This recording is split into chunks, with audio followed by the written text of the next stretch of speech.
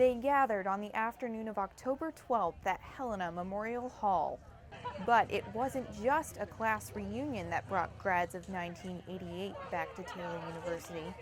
No, this group returned to open a concrete container, a time capsule buried during senior year, 2.5 decades ago. For class members like Douglas Graydon, the contents were a mystery.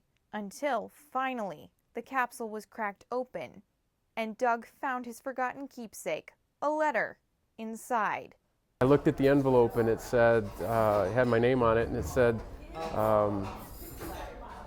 that what I had written in there was for everybody. So I did a quick cursory read of it, and it sounded pretty cool. I thought that I had some pretty insightful stuff 25 years ago.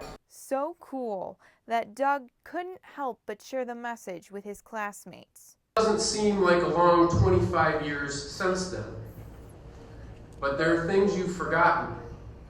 You see, minutes turn to memories, and we can't remember every minute. Perhaps not, but when the collection of letters, floppy disks, and soda cans were laid out for all to see, minutes were recounted, one by one. 4 years at Taylor, do you remember these things?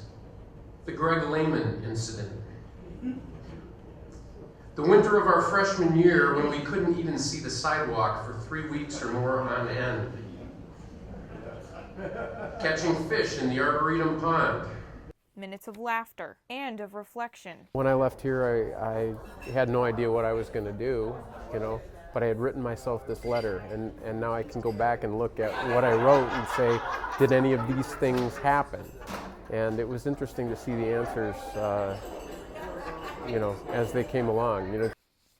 For Jamie Schmitz, class president of 1988, answers about the past are only part of what the time capsule truly represents. I think it was a really good opportunity for us to look at the rear view, in the rearview mirror, but it was also an opportunity, it wasn't only an opportunity, it was very obvious that people are looking forward to the future.